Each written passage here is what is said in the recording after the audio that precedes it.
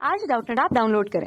Doubtnut पर अपने सभी गणित, रसायन विज्ञान, भौतिक विज्ञान और जीव विज्ञान के डाउट्स का करो सफाया। बस प्रश्न की फोटो खींचो, एक ही प्रश्न को क्रॉप करो और तुरंत वीडियो सोल्यूशन पाओ। अभी डाउनलोड करें। हेलो फ्रेंड, इस प्रश्न में पूछा गया है कि मीटर सेतु की सहायता से किसी प्रतिरोधक का अज्ञात प्रतिरोध का निर्धारण करने के लिए प्रयोग का विद्युत परिपथ यहाँ पे खींचना है हमें। क्या कारण है कि मीटर सेतु के प्रतिरोधकों के बीच जो है संबंधन के लिए जो है तांबे की मोटी पत्तियों का उपयोग किया जाता है, यह भी हमें बताना है। गेपों में लगे दो प्रतिरोधों को जो है अंतर परिवर्तित करने पर मीटर सेतु में संतुलन बिंदु किस प्रकार जो है विस्थापित होगा, यह हमें बताना है। ठीक है, इसके लिए हम जो है मीटर सेतु का इस प्रकार से परिपथ बनाते हैं, जहाँ पे ए बी क्या दर्शाता है, मीटर सेतु के तार को दर्शाता है, जहाँ पे इसकी लंबाई क्या हो जाती है, ए बी की लंबाई जो है 1 मीटर के बराबर प्राप्त होती है। ठीक है, इसीलिए इसको मीटर सेतु कहा जाता है, जिसका मान क्या हो जाएगा 100 सेंटीमीटर के बराबर हमें इस प्रकार से प्राप्त हो जाएगा। अब देखिए यहाँ पे ए तथा यहाँ पे एम होता है, ए एम तथा उसी प्रकार बी तथा वाई, ए एम तथा बी वाई क्या होता है, या जो है तांबे या जो है पीतल की पत्ती होती है। तो यहाँ पे लिख सकते हैं ए एम तथा क्या होता है यहाँ पे बी वाई, यह दर्शाता है तांबे की पत्ती को, जिस प्रकार से इसे जो है जोड़ने के लिए उपयोग किया जाता है। इसके मध्य में यहाँ पे एन तथा एक्स भी जो है इस प्रकार से तांबे की पत्ती होती है। यहाँ पे इस प्रकार से भी लिख सकते हैं एनएक्स, जिनके मध्य क्या होता है एम तथा एन के मध्य यहाँ पे जो है आरबी प्रतिरोध बॉक्स का हम उपयोग करते हैं। ठीक है, जिसका प्रतिरोध जो है एक जो है हमें जो है ज्ञात प्रतिरोध आर होता है तथा एक्स तथा वाई के बीच यहाँ पे जो एस होता है इस जो है अज्ञात प्रतिरोध होता है, जिसका मान हमें ज्ञात करना होता है मीटर सेतु की सहायता से। यहाँ पे एक जो है मीटर स्केल होता है, इस प्रकार से देख सकते हैं किसके समांतर देख सकते हैं, यह हमें प्राप्त हो जाता है जो मीटर सेतु का जो तार है उसके समांतर मीटर स्केल लगा होता है। यहाँ पे जी क्या दर्शाता है, यह जो है धारामापी को दर्शाता है, जिसमें हमें शून्य विक्षेप की स्थिति में एक जो है संतुलन बिंदु यहाँ पे इस प्रकार अगर जो है स्पर्श कराया जाता है तो सी प्राप्त होता है, जिस प्रकार देख सकते हैं मीटर सेतु के तार पर।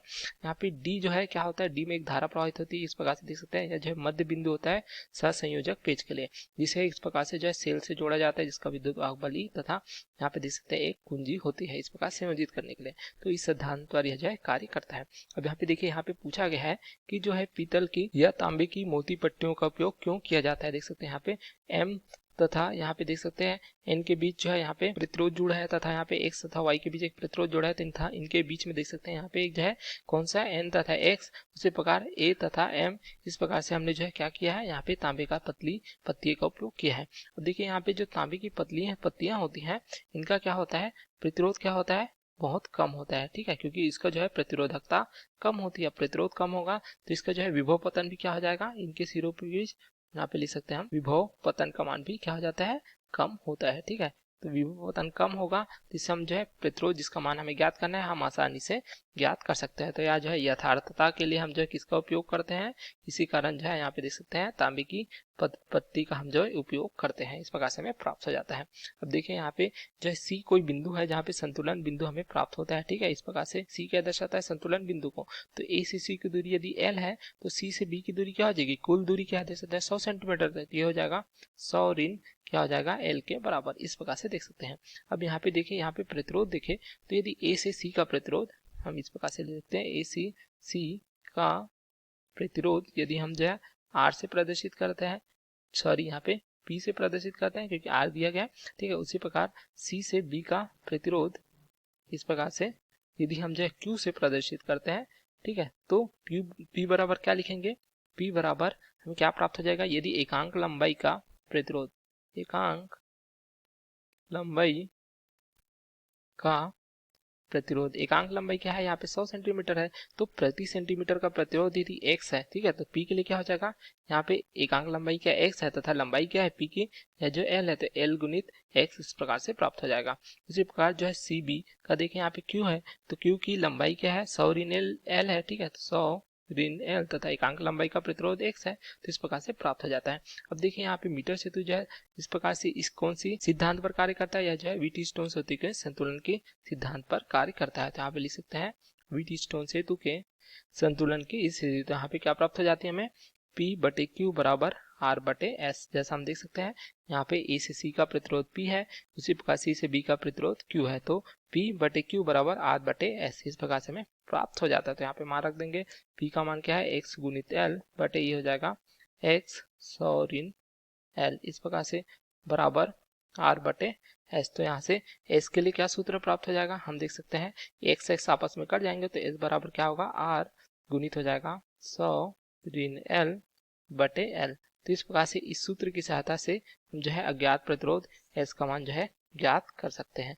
तो यही जो है मीटर सेतु का सिद्धांत होता है, यही हम इस प्रश्न में पूछा गया था। देख सकते हैं हमें जो है पहले परिपथ बनाना था, जिस प्रकार बना ली है, ठीक है।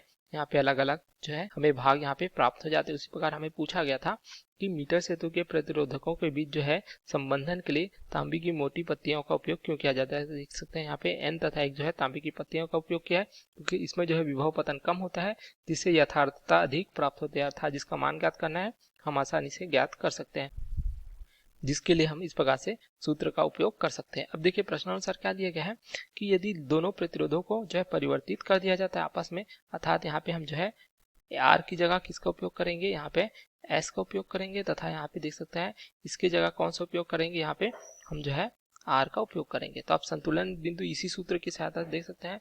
तो हमें क्या प्राप्त हो जाएगा, ये हमें प्राप्त हो जाएगा एस बटे क्या हो जाएगा, आर बराबर क्या हो जाएगा, क्यू बटे पी हो जाएगा, इस प्रकार से, ठीक है। तो यहाँ पे देखिए जो संतुलन लंबाई यदि हम इस प्रकार से एल की जगह एल डैश के रूप में प्रदर्शित करते हैं तो यह मान क्या हो जाएगा, 100 ऋण एल डैश के बराबर हो जाएगा, ठीक है। अब यहाँ पे मार्क देंगे तो हो जाएगा एस बटे आर बराबर देख सकते हैं क्यू का मान क्या हो जाएगा, यहाँ से प्रकार देख सकते हैं यहाँ से पी तथा क्यू को भी आपस में हम इस प्रकार से संयोजित कर सकते हैं, ठीक है, इस प्रकार से। तो यहाँ से प्राप्त हो जाएगा, मार्क देंगे क्यू का मान क्या है एल डैश के बराबर, तथा यहाँ पे पी का मान क्या हो जाएगा 100 ऋण एल डैश के बराबर, इस प्रकार से, ठीक है।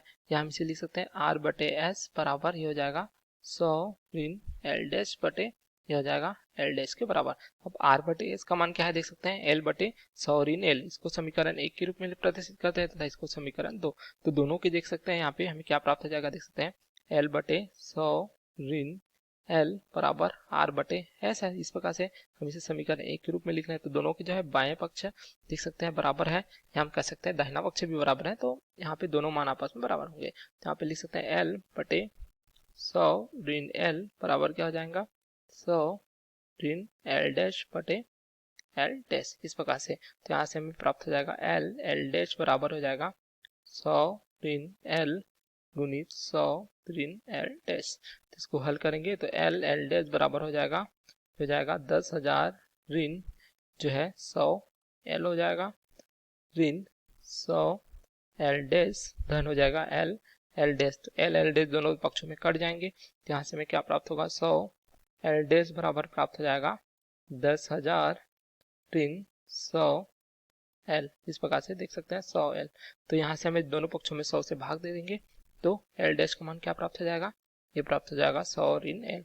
अर्थात जो है दोनों प्रतिरोधों को आपस में हम इस प्रकार से परिवर्तित करते हैं तो जो नया संतुलन बिंदु हमें क्या प्राप्त हो जाता है 100 ऋण एल के बराबर प्राप्त हो जाता है। तो ये हमें इस प्रश्न में पूछा गया था, तो सभी भाग हमें प्राप्त हो जाते हैं।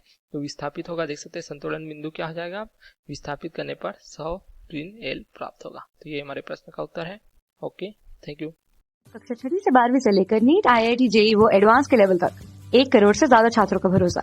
आज ही डाउनलोड करें डाउटनेट ऐप या व्हाट्सएप करें अपने सारे डाउट्स 8400 400 400 पर।